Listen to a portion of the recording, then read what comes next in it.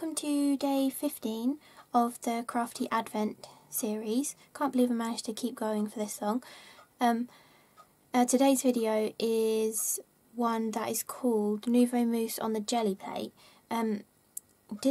This must be like 2 years ago now, because these two colours of Nuvo Mousse were the first two I ever bought. Spring Green and Aquamarine, and I'm sure I used my birthday money to buy them, so it definitely must be 2 years ago now. It really doesn't feel like that long ago though.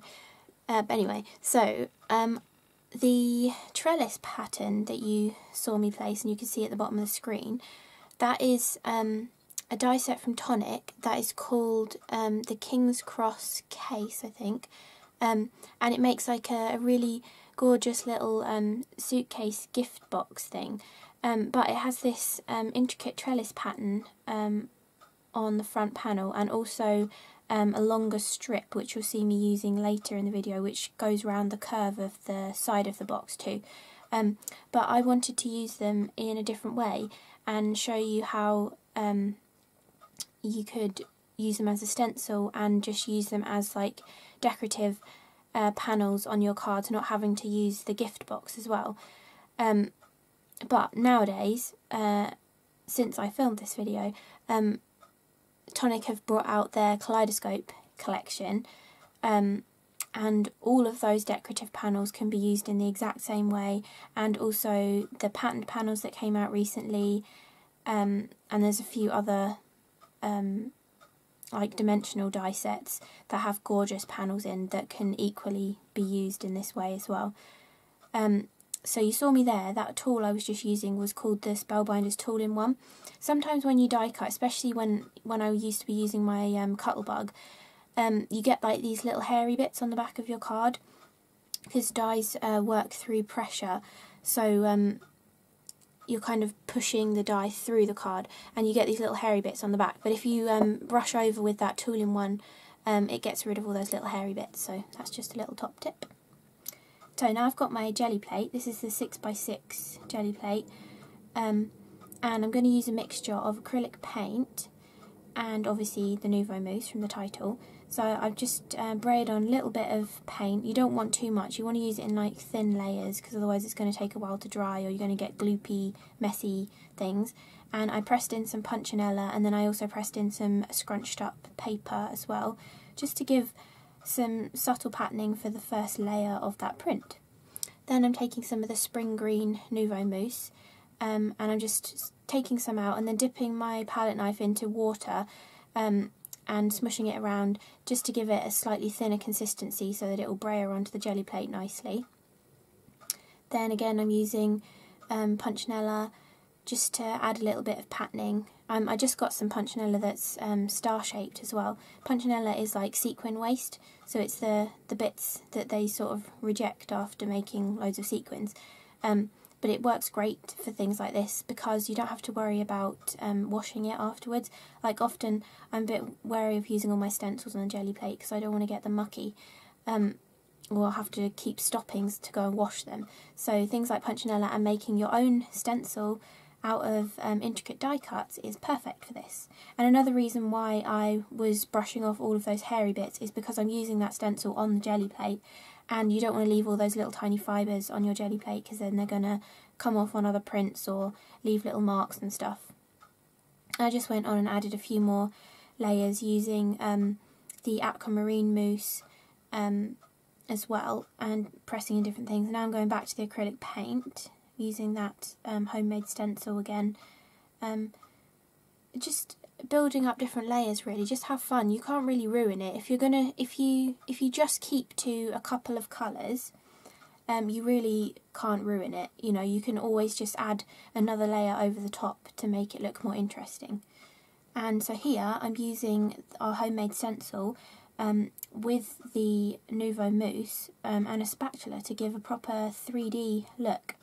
I love the mousse for doing this. It's a really, really great effect, and it really gives a hard finish once it's dried. Like, there's no way it's going to flake off or get indented that easily. It gives a really good finish.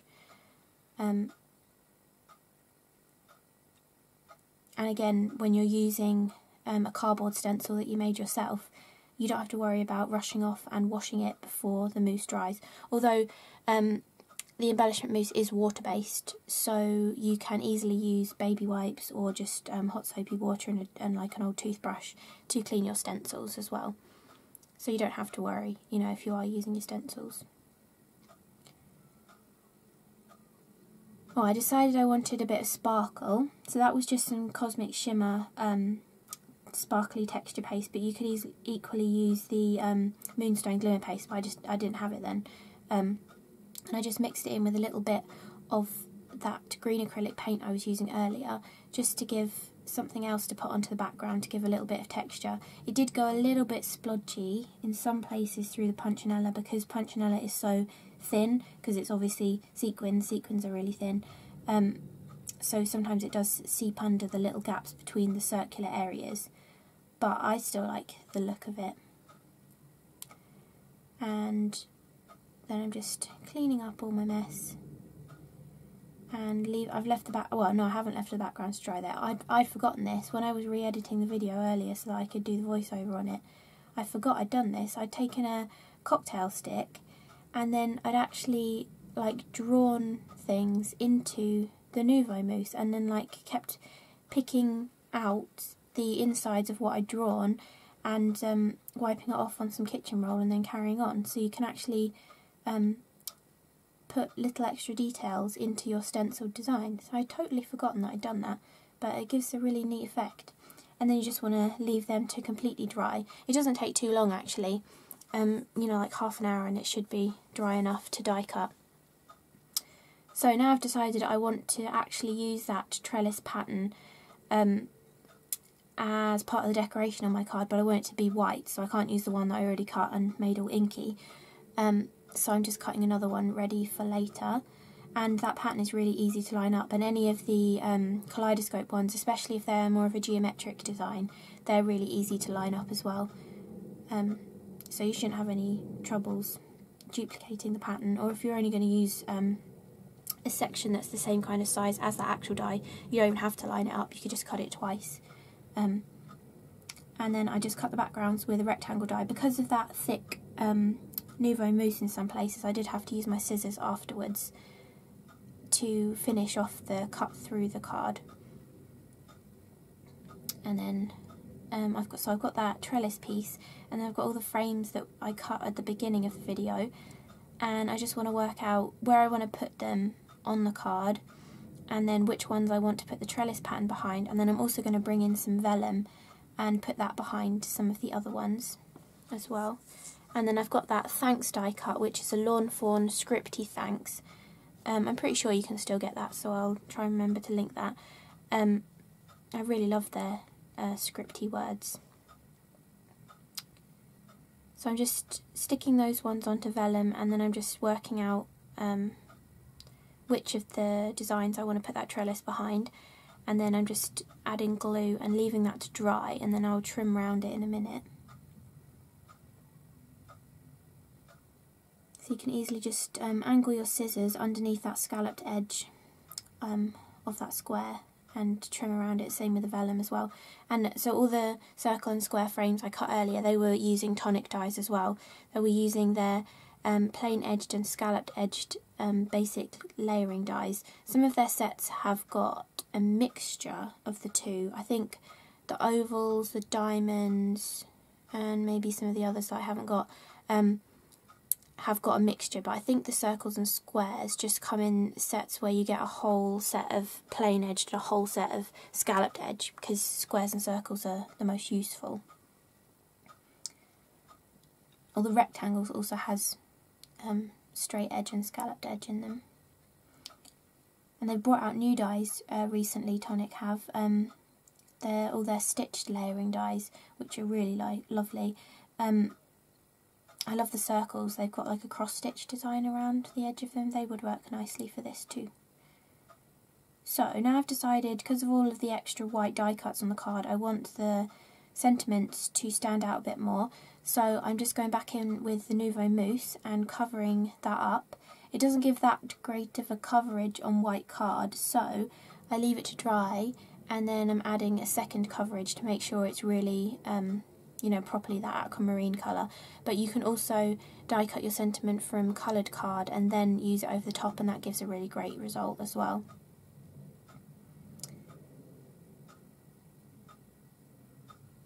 I'm just using a rectangle die here that has stitching around the edge. It's an MFT one, I don't think you can get it anymore.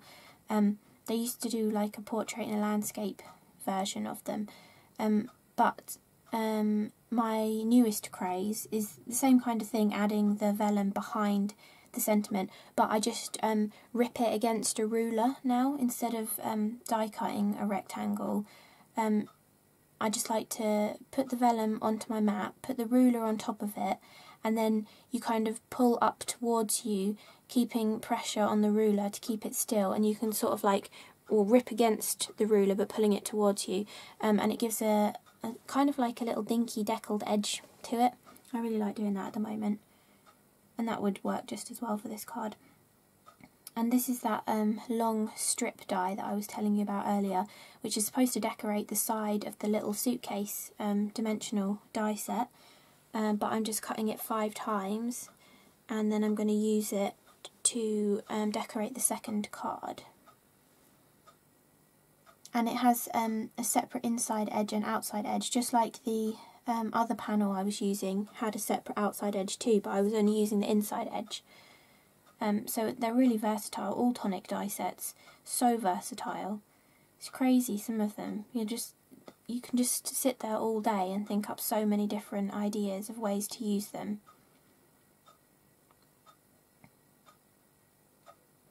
I think I kept all those little diamonds as well. They're probably still in a pot somewhere, because I thought they'd make a good pattern on a card, and then I've never gotten around to using them.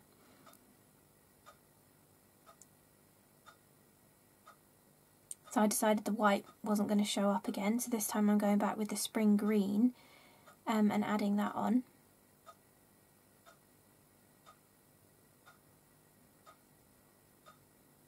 You can do this with the brand new Nuvo Expanding Mousse as well. You can apply it just as I did then, but then when you heat it, it actually still puffs up slightly as well, which looks amazing. You can do all of these techniques I was just doing with the Nuvo Embellishment Mousse on the Gelli plate. You can do it with the Nuvo Expanding Mousse as well.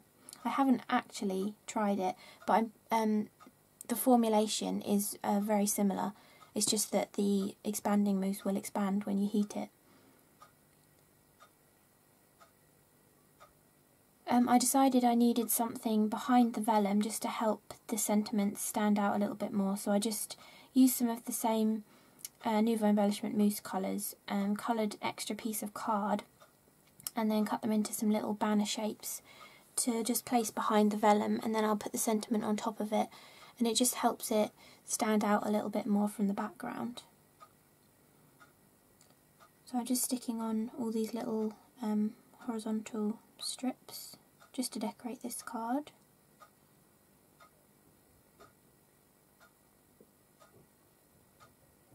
And then I will snip off the excess and add the sentiment as well.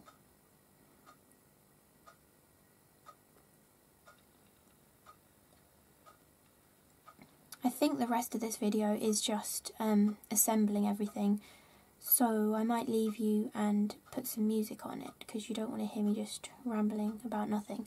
But I think the only other things that I do on this card is I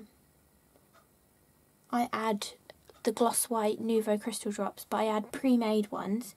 Because we're working on embellishment mousse, we could just add them straight from the bottle because the colour's not going to leach up out of the embellishment mousse because it's permanent once it's dry. But I want to add them on different surfaces, so I want to add some onto the card with the embellishment mousse on, I want to add some onto the vellum, and I want to add some that overlap the card and the vellum. So the best way of doing it is using pre-made ones because card is more porous than vellum, so the Nuvo drops are going to spread more on vellum because it's more of a slick surface, so you're going to get different results between them. And also if you put a wet Nuvo drop across two different surfaces like the vellum and the card on a circle frame is going to dry lopsided and weird because it's going to fall down one part more than the other, if that makes any sense. So I think that's the only other thing I need to tell you about these cards. So I will leave you in peace to watch the last bit of the assembly. And thank you so much for watching. I hope you've been enjoying the CRaFTi Advent series. Tomorrow's video is another one with annotations. So I will speak to you again on the 17th. Thank you for watching. Bye.